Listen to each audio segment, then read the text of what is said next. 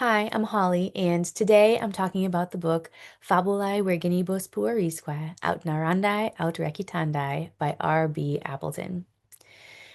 Anyone who has taken a class with me on Locke or Latinitas Animi Causa, or watched some of the other reading journal videos on my channel already knows how much I love Appleton.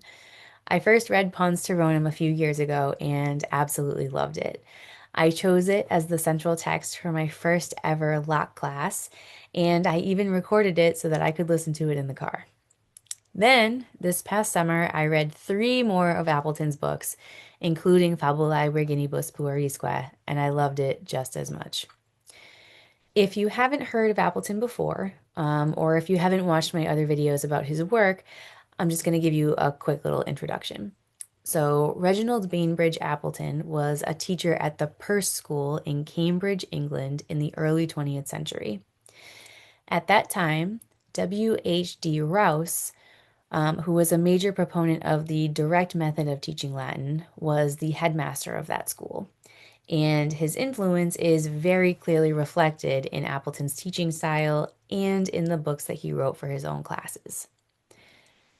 I'm not entirely sure where I land on the direct method itself, mainly because I'm not convinced that I know enough about it, or about how it was actually implemented to really have a strong opinion. But I do know that I get a tremendous amount out of reading Appleton's books.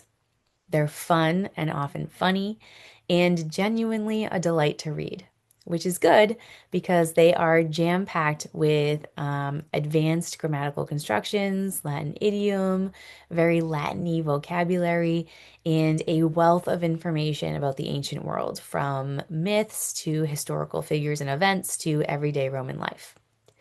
To me, Appleton feels less like a visitor to the classical world and more like an inhabitant of it. His books function kind of like a roadmap for readers who are new to sustained Latin reading, helping to kind of guide them toward and through the world of Roman authors. Fabulae Virginibus Puerisque is no exception to this. It's definitely a more difficult read than either Pons Tyronem or Ludi Persici, both of which I would recommend reading first. Appleton himself explains in the introduction to this book that knowledge of chief syntactical constructions is assumed, and that students who don't yet have mastery of these should begin with Pons Tyronem. The book contains over 70 stories adapted from a wide range of authors, including Apuleius, Pliny the Elder, Plutarch, Herodotus, Hyginus, and many others. The stories vary significantly in length, from a single paragraph to over 15 pages. Anyone familiar with Greek and Roman mythology will immediately recognize many of the characters and stories. Phaethon, Actaeon, Icarus, Achilles and Hector, Iphigenia, Orestes, Arachne, Deucalion and Pyrrha, Pygmalion, and many more. That familiarity can be incredibly helpful when the language gets challenging. If you already know the story, the cognitive load is lighter. You're not trying to figure out what is happening, just how it's being told. But there's also plenty of stories that you may not already know, which is also always a joy, especially when you later encounter the original source and realize you've already met this story in another form.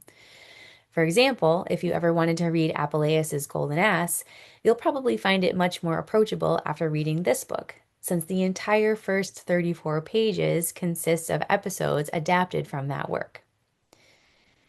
This book, though, isn't necessarily meant to be read straight through from cover to cover. You certainly can, but how you use it really depends on your goals. I want to read a short passage from Appleton's introduction so that you can hear his rationale for the book and its organization in his own words. The magic words, fabulam vobis narrabo, never fail to arouse just that tingle of excitement and rapt attention to the classroom which their English equivalents have always occasioned in the nursery. This collection may be used as an occasional reading book for lower forms, when it will be found, I trust, no less interesting than those generally in use. Many teachers have found that it is often very profitable to have an additional reading book to be used intermittently for the sake of avoiding boredom. This is especially the case with young pupils who are apt to get tired of continually reading from one book. Those who use this book will not, of course, follow the order of the stories. Many of the shortest and simplest are in the middle of the book. Those who teach Latin on the direct method will find here a large number of stories which I have myself found useful for telling to my classes. If so used, the stories should be told and not read. Some of the shorter ones are suitable for a quite elementary stage, and many of the longer ones can be told in two parts. I find it really interesting there, that part at the end where he says that the stories should be told and not read. It it reminds me of my days as an elementary school student having stories read aloud to my class, and we were just expected to sit there and listen. And looking back, I think that that was actually a really impactful strategy for teaching literacy to elementary school students. I'm not going to, stray too far from the topic here and get too much into that, but um, I also think that that would be a really cool thing to do with my own students. Um, I've done it a couple times before, just both with adult students and also with my adolescent students at school. And I don't think I do it often enough.